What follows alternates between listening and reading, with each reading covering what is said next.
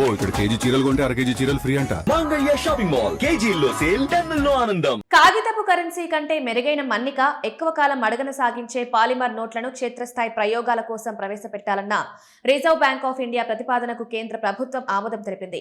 లోక్సభలో అడిగిన ఒక ప్రశ్నకు సమాధానంగా ఆర్థిక శాఖ సహాయ మంత్రి పంకజ్ చౌదరి ఈ విషయాన్ని ధృవీకరించారు. ఫీల్డ్ ట్రయల్స్ లో భాగంగా ప్రారంభంలో 10-20 రూపాయల డినామినేషన్ లో ఒక్కో బిలియన్ చొప్పున పాలిమర్ నోట్లను మార్కెట్లోకి తీసుకురానున్నారు. ఈ ప్రయోగాలు విజయవంతంగా పూర్తయిన తర్వాతే వీటిని క్రమం తప్పకుండా జారీ చేయాలని ఆర్బీఐ సెంట్రల్ బోర్డు సిఫారసు చేసినట్లు మంత్రి వెల్లడించారు. అయితే ప్రస్తుతం చలామణిలో ఉన్న కాగితపు నోట్లను పూర్తిగా భర్తీ చేసే ఆలోచన ఏదీ లేదని, కాగితపు నోట్లతో పాటు సమాంతరంగా ఈ పాలిమర్ నోట్లను కూడా చలామణిలోకి తెస్తామని ప్రభుత్వం స్పష్టం చేసింది. పాలిమర్ నోట్ల ఉత్పత్తి కోసం అంతర్నిర్మిత భద్రతా లక్షణాలతో కూడిన పాలిమర్ సబ్స్ట్రేట్ షీట్లను సరఫరా చేయడానికి ఆర్బీఐకి చెందిన Bharatiya reserve bank note Mudran private limited ఇప్పటికే గ్లోబల్ టెండర్ను ఆహ్వానించింది.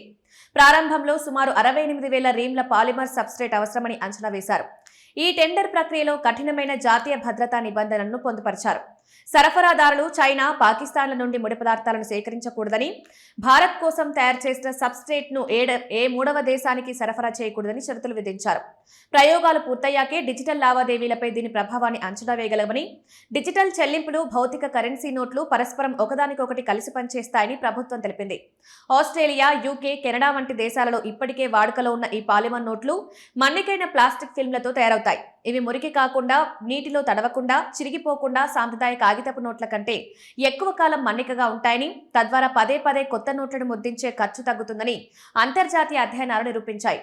2026 ఆర్థిక సంవత్సరంలో కరెన్సీ ముద్రణపై ఆర్బీఐ వ్యయం 24% తగ్గి 4,875 కోట్లకు చేరుకున్నప్పటికీ దేశంలో నగదుకు డిమాండ్ ఏమాత్రం తగ్గలేదు.